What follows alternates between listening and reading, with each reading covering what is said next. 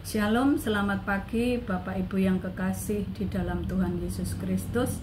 Berjumpa kembali dalam mimbar gemar online GSCA Peniel Surabaya dan GSCA Anugerah Kemendung.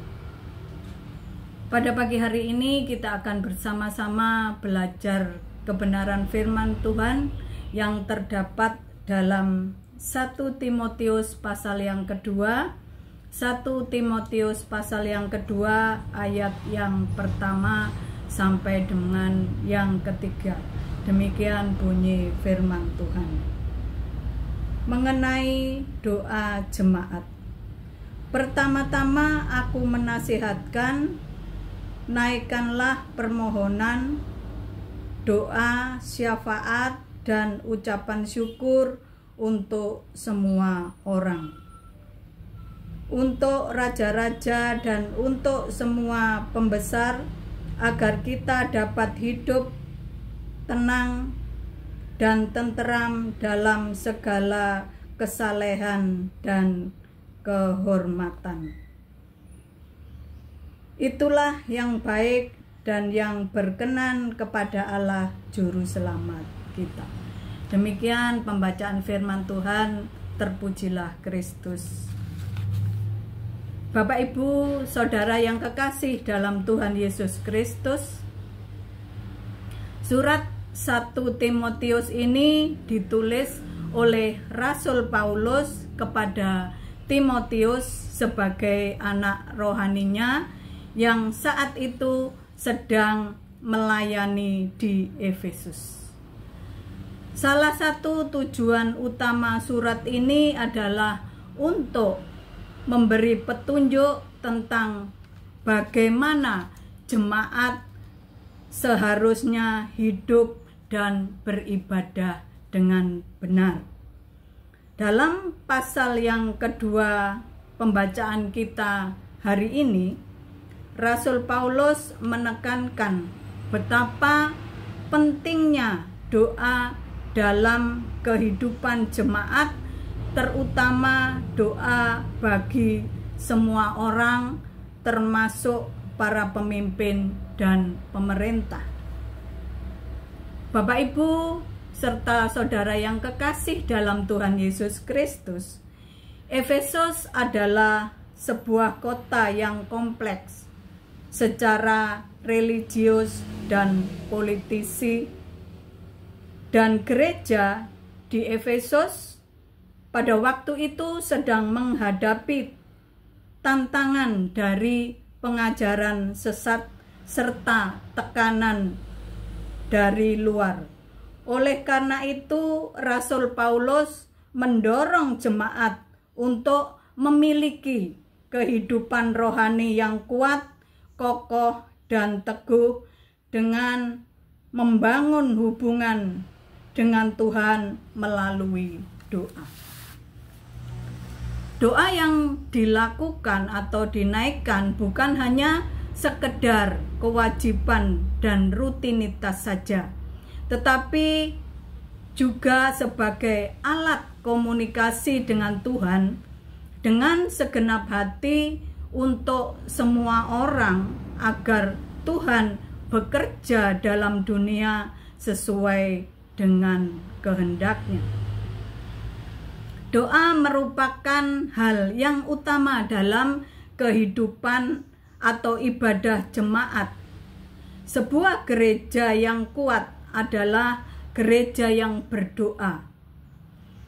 Doa harus menjadi prioritas utama bagi orang percaya. Dalam ayat yang pertama tadi dituliskan, pertama-tama aku menasihatkan, naikkanlah permohonan, doa, syafaat, dan ucapan syukur untuk semua orang. Ada 4 bentuk doa yang disebutkan menunjukkan kesungguhan dan kedalaman relasi umat dengan Tuhan. Permohonan merupakan mengangkat kebutuhan pribadi dan orang lain.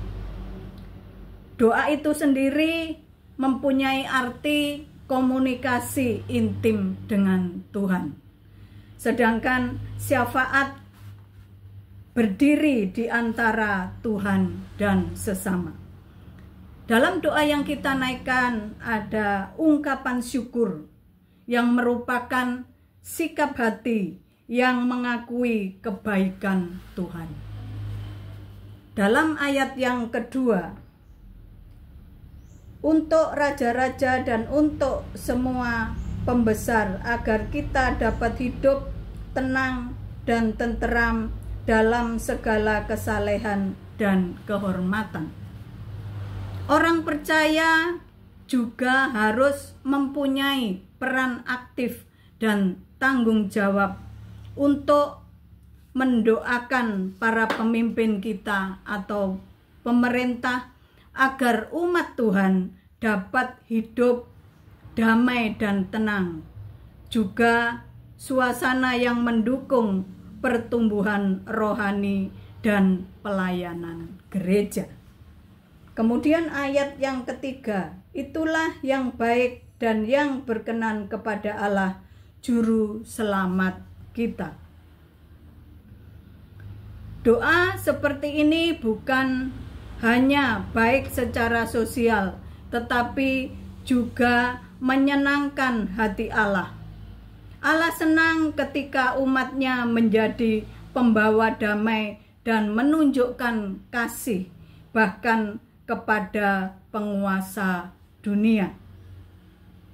Bapak, Ibu, serta saudara yang kekasih dalam Tuhan Yesus Kristus, hari ini kita semua diingatkan, berdoa itu bukanlah suatu pilihan, tetapi suatu panggilan. Kita dipanggil untuk menjadi umat yang berdoa dengan tekun dan sungguh-sungguh. Allah senang ketika setiap umatnya menjadi pendoa, karena itu menunjukkan kasih dan ketundukan kita kepada kehendaknya.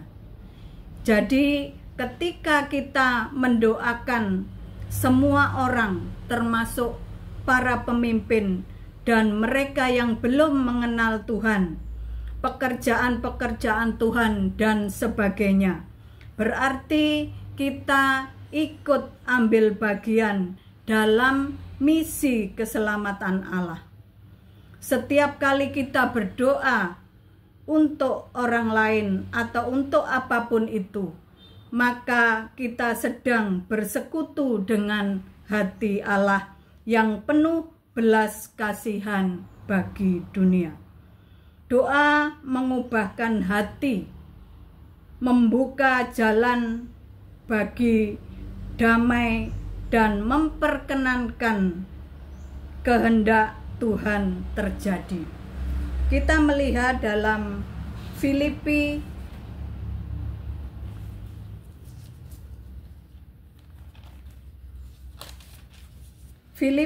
pasal yang keempat, ayat yang ke-6.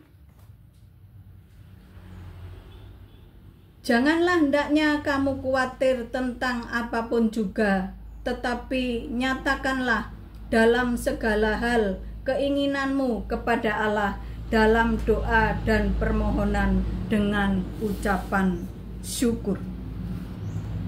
Kita membawa semua atau segala hal dalam doa kepada Tuhan. Setiap kita orang percaya, marilah menyerahkan semua beban dan pergumulan kepada Tuhan. Dan Bapak, Ibu, serta saudara yang kekasih, marilah kita menjadi pendoa-pendoa syafaat untuk hormat dan kemuliaan nama Tuhan. Amin. Mari kita bersatu dalam doa. Terima kasih Bapa di dalam surga, Bapa dalam nama Tuhan Yesus Kristus, Allah, Putra, dan Roh Kudus, untuk renungan gemar pada pagi hari ini. Tuhan, biarlah firman-Mu mengingatkan kami anak-anak-Mu, orang-orang percaya, untuk menjadi pendoa-pendoa syafaat untuk semua hal yang terjadi di dalam kehidupan dan di sekitar kami. Biarlah melalui doa-doa yang kami naikkan, nama Tuhan semakin dipuji, dipermuliakan. Kami menyerahkan kehidupan kami sepanjang hari ini ke dalam tangan kuasa Tuhan. Biarlah Tuhan menyertai, melindungi kami, memimpin kami, memberi kekuatan kepada kami untuk tetap taat dan setia kepadamu Tuhan. Terima kasih Bapa dalam surga, terima kasih Tuhan Yesus Kristus, ampuni segala dosa dan kesalahan kami, layakkan kami untuk selalu bersekutu dengan Engkau ya Bapa. Biarlah melalui persekutuan kami dengan Engkau, iman kami semakin dikuatkan dan diteguhkan. Terima kasih Bapa, terima kasih Tuhan Yesus Kristus. Haleluya. Amin.